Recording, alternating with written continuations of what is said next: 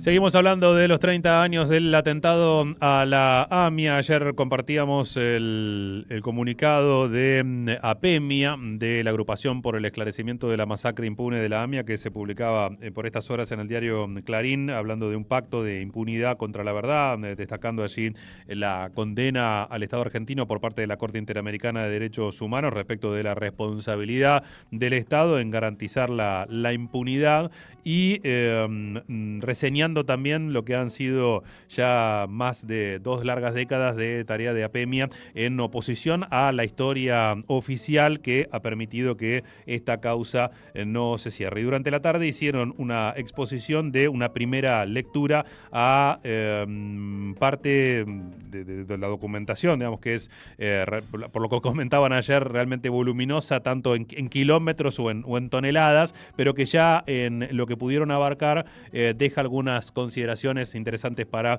compartir, y por eso le agradecemos a Pablo Gitter que esté del otro lado de la línea. ¿Cómo estás, Pablo? Buen día, gracias. Bueno, buenos días. Muchísimas gracias a ustedes por el llamado. ¿Cómo Bueno, estás?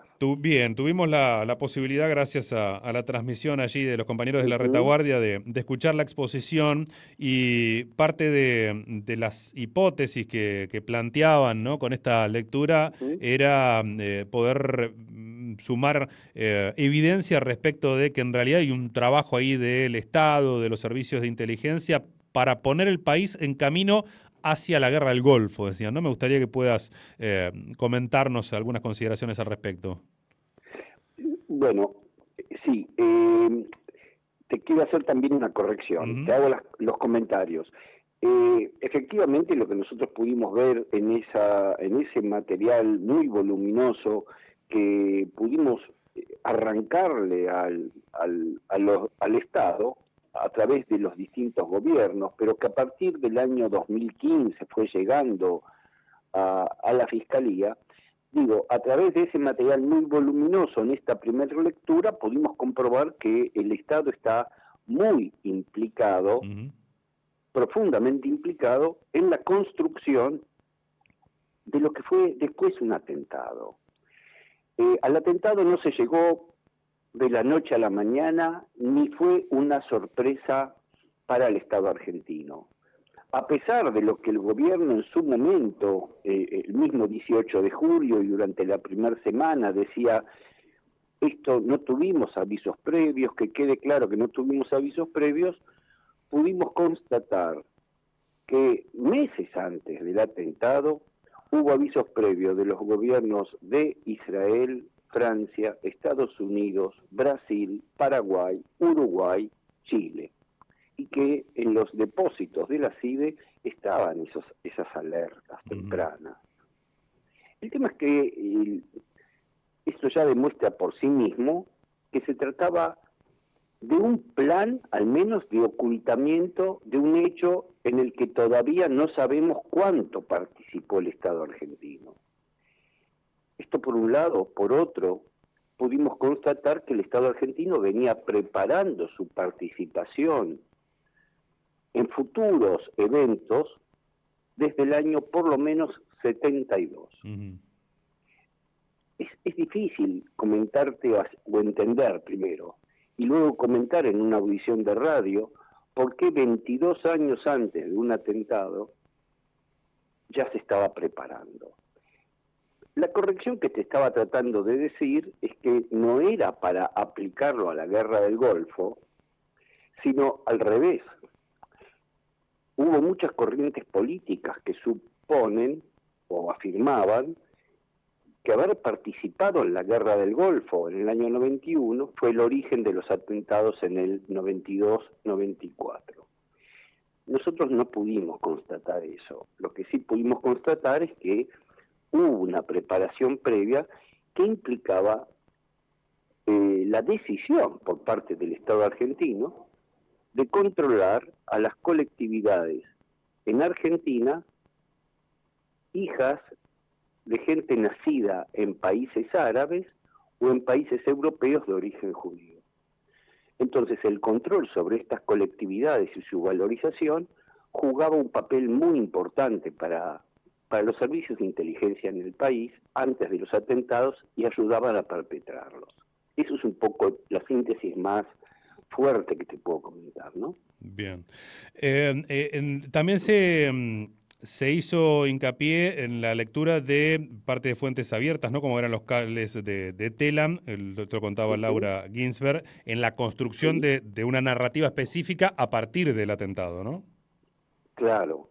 Claro, empezamos a pensar, por eso otra vez, son las primeras conclusiones. Ujú. Eh, Empezamos a pensar que con esta base de interés de parte del Estado de, eh, a ver, ¿cómo decirlo?, de controlar, de intervenir en la escena internacional, acomodándose. Le recuerdo a todos los oyentes, perdón, hago un paréntesis, ¿no? Tenemos que recordarle a todos los oyentes que estos atentados se produjeron en el año 92 y 94, hace 30 y 32 años, Ujú. en un momento en que ya no existía más esa división entre países capitalistas y socialistas. Los países socialistas se habían terminado, se habían derrumbado a sí mismos. El tema conceptual de esto es lo siguiente: la CIDE y el Estado argentino armó sus organismos de defensa para la guerra contra los comunistas malos. Ujú. Y ahora que los comunistas malos no existían, ¿dónde podíamos encontrar nuevos malos en cuya lucha contra ellos saliera fortificado el espíritu nacional? Es un poco, incluso tomándoles el pelo, es un poco el Ujú. espíritu de esos documentos. Bueno, en esa lucha contra el futuro eje del mal, Argentina se posiciona, ya se estaba hablando en el mundo de un terrorismo, para decirlo de alguna manera, diferente a aquel de las organizaciones populares que en los 70 cuestionaban al Estado, tanto en Argentina como en países europeos. Y esas nuevas formas de agrupamiento terrorista se la adjudicaban a los árabes. Argentina, en nuestra primera lectura, aporta a esas ideas que se empiezan a manejar en la OTAN, en la CIA, de que el futuro enemigo es el terrorismo, y invoca la lucha futura contra el terrorismo, pensamos aportando a la bomba en la AMIA, por lo menos. Ujú. La construcción de ese relato nos da una idea de dos cosas. Primero, de que había una direccionalidad. No es casualidad que las primeras informaciones del gobierno digan que no existía avisos previos. Eso es mentira, sencillamente. Es simplemente para mostrar que Buenos Aires era parecido a Beirut. ¿Y qué tiene de parecido? Que en Beirut también había una guerra. Bueno, pero en Beirut había una guerra civil en ese momento. En Argentina, ¿cuál era la guerra civil? Bueno, el Estado lo presenta como si estuviéramos en una guerra que es una guerra del futuro, la que va a venir. Lo que te estoy diciendo suena medio disparatado, pero esto es lo que pasaba, circulaban por los medios de comunicación. Ujú. Y esos medios estaban influidos por las versiones oficiales de la agencia Telam, claro, que las iba construyendo. Claro. Bueno, ahí es el punto de partida de la construcción de esta historia oficial que ustedes ven representada, por ejemplo, ayer en el acto al cual concurre el presidente frente a la AMIA. Sí, sí, definitivamente sí.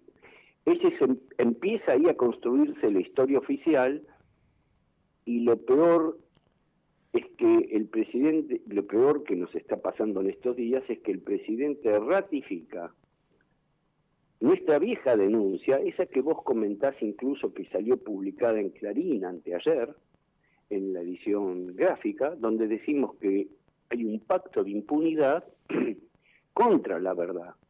Y el presidente ratificó anteanoche que efectivamente un pacto de impunidad cruza a los partidos políticos y a los sectores de la justicia. Y él se propone quebrarlo.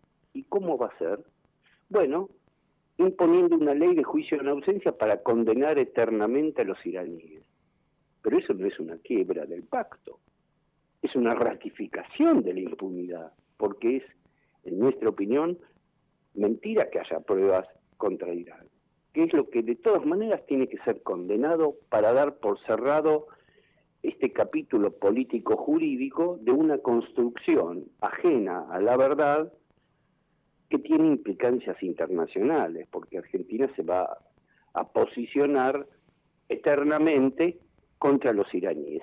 Es un juego perverso, casi de palabras, ¿no? Pero el presidente lo que hace es venir a confirmar 30 años de impunidad en el caso, de alineamiento internacional con las potencias occidentales contra Irán, donde nada demuestra, nada, que haya tenido alguna implicancia, y cuando todo demuestra en los documentos oficiales del Estado que Argentina estuvo implicada en la construcción de este atentado desde antes de los atentados mismos. Esta es un poco la síntesis más fuerte que te puedo hacer. Y en la causa, digamos, lo que sustenta o dicen que sustenta la acusación contra Irán son justamente todo el producto de estos documentos de inteligencia o parte de lo mismo, ¿no? Porque ustedes están leyendo también elementos o documentos de esos mismos archivos que no son considerados en la causa y que cuentan otra historia u otra parte de la historia. Bueno, por eso mismo, los documentos que cuentan esta historia no están incluidos en la causa, y contra Irán, desde el punto de vista judicial, mira, es muy loco lo que te voy a decir, no hay nada, no hay un expediente contra Irán. Es pura sospecha. No hay otra cosa, y por tanto no va a haber... A ver, desde el punto de vista de la justicia como la conocemos hoy, no va a haber juicio contra los iraníes porque los sospechados no van a venir a la Argentina. Ya lo dijeron 1000 veces. Y el juicio en ausencia permite ratificar eso sin la necesidad de que vengan, digamos. Sí, sí, pero no, porque los acusados... A ver, el juicio en ausencia... Si vos te profugaras de Argentina, vos, un periodista, muy bien, te escapás, te vas a Marte, habrá un juicio en ausencia contra vos. Pero no se puede, a ver, hasta hoy, que yo sepa, nunca se hizo un juicio en ausencia contra un funcionario de un país extranjero que tenía rango diplomático. Eso también se va a borrar, porque el rango diplomático evita... El rango diplomático de los acusados evita que ellos puedan ser condenados en el país que los acusa. Argentina puede expulsar a los diplomáticos, pero no los puede juzgar. Bueno, supongamos que los va a juzgar igual. Muy bien. Hoy en día, ¿hay algún juicio pendiente contra Irán? Respuesta, no.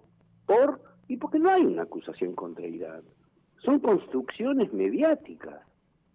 En la causa judicial lo que hay son sospechas de que este individuo que vive en Brasil estaba conectado con otro que vivía en Paraguay, y ambos protegidos por una mezquita que responde al culto iraní. Bueno, mira, es tirado de los pelos. Brasil no va a juzgar al señor Omairi como lo busca Argentina. Paraguay no entregó al acusado paraguayo que Argentina pidió. Bueno, y las cosas son así, los diarios siguen propalando que Irán es el gran culpable, los diarios en Argentina, ¿no? Porque en Uruguay, en Brasil, en Paraguay, en Bolivia, nadie les cree. Ayer, bueno, son varios casos y nombres y situaciones puntuales que ustedes van advirtiendo que se amparan dentro de lo que estás contando, pero sobre el final que no llegabas a desarrollar, contabas el hecho de una ambulancia con cara pintada que había estado estacionada un rato antes de la explosión de la bomba. Me gustaría, si querés, ampliarlo un poco. Sí, gracias por recordármelo, porque, mira, una participante en este acto contó, a modo de conocer nuestra opinión, sobre su propia experiencia. Dijo, los bomberos llegaron a las 2 de la tarde al centro de la ciudad de Buenos Aires, que había explotado a las 10 de la mañana. La verdad que yo no recordaba la secuencia así, sé que del desorden, pero no recordaba ni el horario ese. Entonces dije, bueno, te va a asombrar saber que a las 9:15 de la mañana ya estaba estacionada una ambulancia a media cuadra de la AMIA en la vereda de enfrente. Era una ambulancia trucha, estaba peloteada de ambulancia, pero la ambulancia era la coartada para permitir una reunión de 4 personajes carapintadas, alguno de los cuales estuvo preso un año después, justamente por su posible vinculación con el atentado. Me refiero a Pacífico, es el nombre. La ambulancia tenía un propietario llamado Burgos. Bueno, estos 2 elementos carapintadas más Rodríguez Dey, el apoderado del Modín, entonces el grupo de Aldo Rico, transportaron después del atentado, pero ellos llegaron media hora antes, digo, ¿no? Transportaron después del atentado un par de pacientes a hospitales donde fueron derivados. Y cuando 2 o 3 años después, Galeano, el ex juez, los interroga acerca de su presencia en el lugar y por qué estaban, cada uno se defendió con argumentos de lo más insólitos. Uno de ellos, el propietario de la ambulancia, dijo que habían cargado a 2 personas heridas y la habían llevado a los hospitales e incluso los iban a visitar para mostrar su buena conducta. Es insólito, ningún enfermero o transportista de ambulancias va a visitar a los pacientes que lleva al hospital. El otro, el apoderado del Modín, se presentó diciendo que él estaba ahí porque había combinado o coincidido con una persona en comprar un auto que se había publicado un par de días antes o una semana antes. Y para demostrar su presencia en ese lugar, mostraba faxes que él había enviado 2 años antes en un diálogo supuesto con el vendedor de autos viejos para decirle que iba a pasar a mirar el auto. El auto que efectivamente había sido publicado estaba vendido.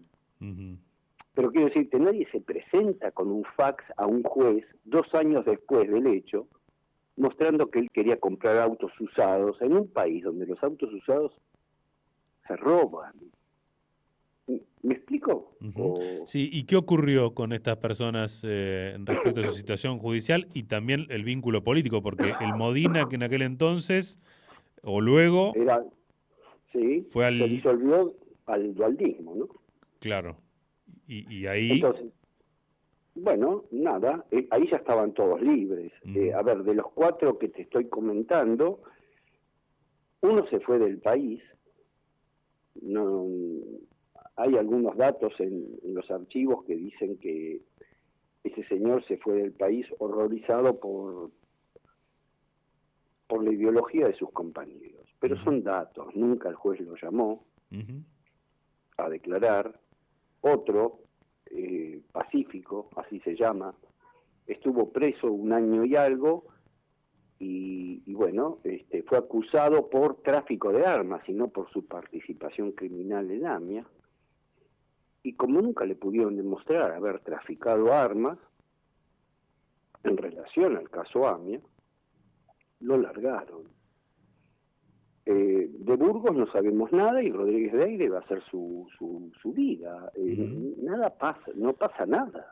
Pero son todos ejemplos de situaciones que o se investigaron mal o directamente se evadieron por parte de la primera etapa de la instrucción. El otro caso, cuando vos decías que hubo anuncios o anticipaciones por parte de Brasil, no sé si hace referencia a este servicio Wilson dos Santos, que había insistido en más de una oportunidad, de decir, va a pasar esto, y después, ¿por qué no me llamaron o por qué no me dieron bola?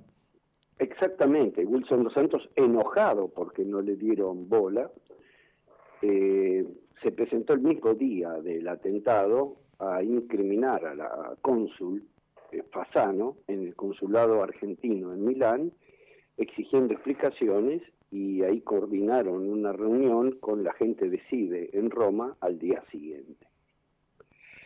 Son todas situaciones que, como vos bien sintetizás, demuestran no la ingenuidad de un ex juez o su inutilidad, sino la preparación, que es lo que nos interesa destacar. Uh-huh. La preparación del hecho criminal está documentada. La incriminación de distintos sectores del Estado en ese hecho criminal está documentada. Y luego viene el encubrimiento del hecho criminal mismo, ¿no? Uh-huh. Con las trabas que el mismo proceso tiene y las defensas ponen. Bueno, siendo esto parte de un proceso, pero es interesante lo que estás comentando y la reflexión por lo siguiente. Se trató de un hecho criminal. No existe país en el mundo donde un hecho criminal del orden político, digo, ¿no? Es un hecho criminal de origen político. No existe país en el mundo donde un hecho de este tipo haya sido esclarecido por medios judiciales. ¿Cuál es? Claro. Escúchame, ni las Torres Gemelas se esclarecieron. A ver, ¿en qué juzgado se esclareció el atentado de las Torres Gemelas? Uh-huh. Eso fue una decisión del gobierno de Bush de bombardear Pakistán, hasta matar a Afganistán, claro, con Bin Laden.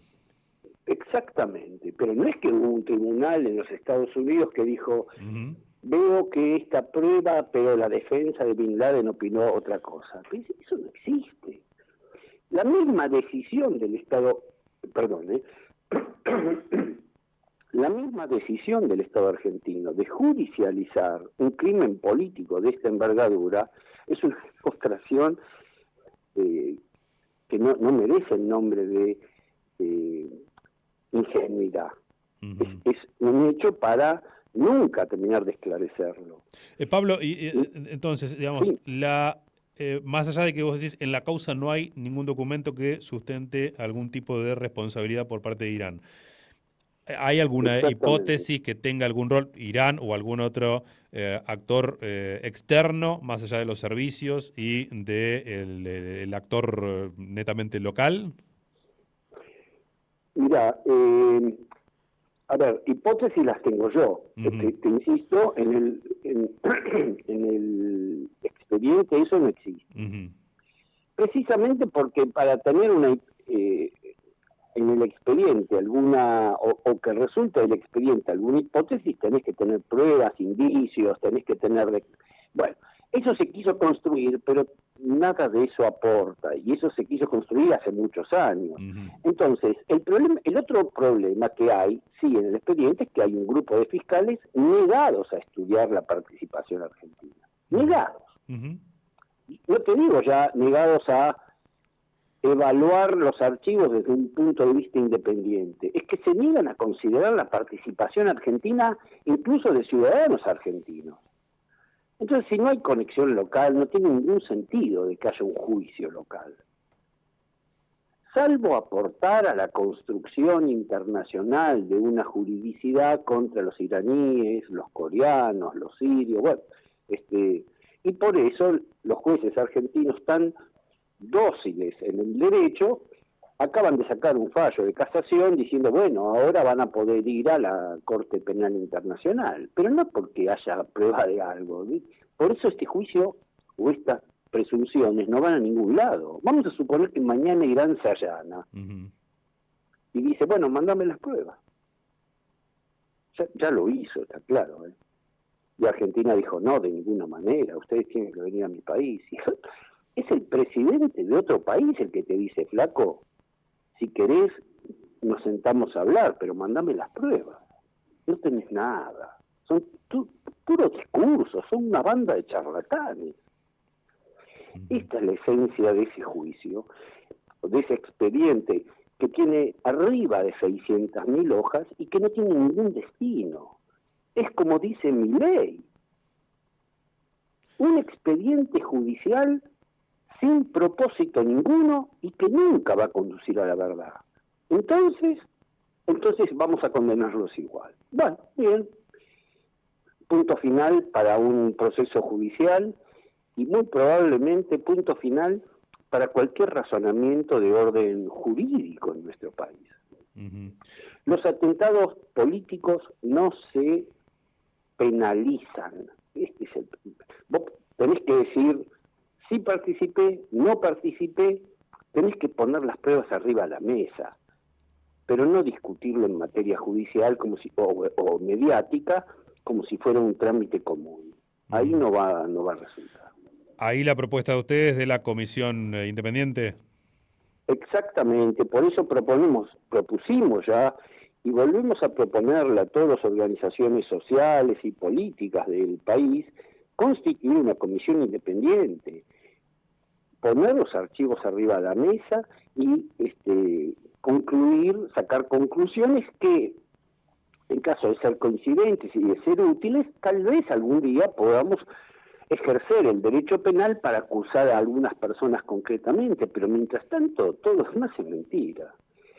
El problema que tenemos es que, bueno, el pacto de impunidad sigue circulando y no hay bloque político en el país, no existe, que se haya pronunciado hoy en día por una comisión investigadora independiente de los archivos de la verdad del propio Estado. Por eso te digo, es muy impactante saber que el Estado no quiso estudiar su propia conducta frente al atentado criminal. Bueno, y así todos se ratifican y dicen, bueno, pero los vamos a condenar igual. Bueno. Y los van a condenar actores que incluso fueron protagonistas de aquellos tiempos o la reivindicación de las propias autoridades de aquel entonces. Sí, Menem, sí. Barra. Los dos. Fueron los protagonistas del hecho criminal y fueron los encubridores políticos de ese hecho criminal. Van a estar los dos. Pablo, la última. Por fuera de las autoridades socialmente, ¿qué crees que significa hoy para, no sé, pienso en la juventud, también una nueva generación de cara a estos hechos que ayer se conmemoraban? ¿Qué perciben ustedes? Lo que quieras contarnos. Bueno, yo te puedo hablar así, de nuestra percepción. Nosotros estamos realmente muy preocupados por este tema, porque las nuevas generaciones, ten en cuenta lo siguiente, estos hechos sucedieron hace 30 y 32 años. Desde entonces, el 50% de la población argentina tiene menos de 30 años.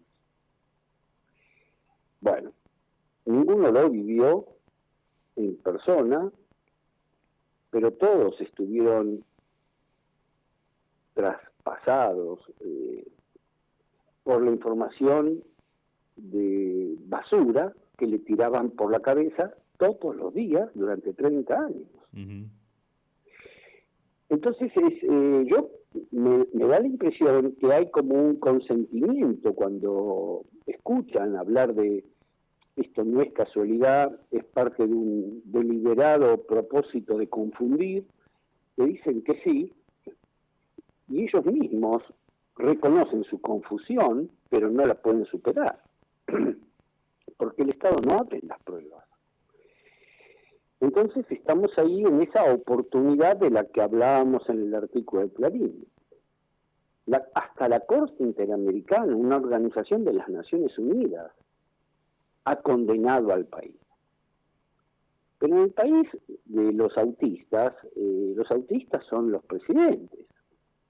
En vez de abrir las pruebas, condenan sin pruebas. Es un momento bisagra.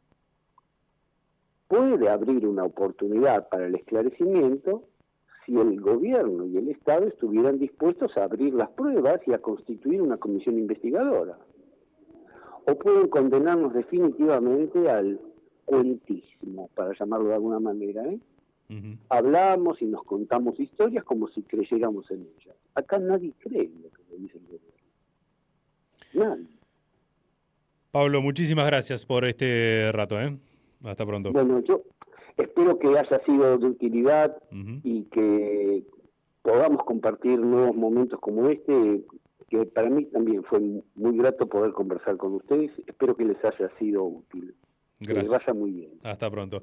Allí estaba Pablo Hitter desde APEMIA, la Asociación por el Esclarecimiento de la Masacre Impune de la AMIA. Está, reiteramos, esa transmisión de la actividad de ayer en los canales de YouTube de La Retaguardia, con mucho más detalle. Comentaba algunos de los ejes que estuvimos conversando aquí. Participaron ayer Martín Alderete, es el abogado que viene hace ya varios años acompañando a APEMIA, Alejandro Berkovich y el Premio Nobel de la Paz, Adolfo Pérez Esquivel, además de Laura Ginsberg, que encabeza este trabajo.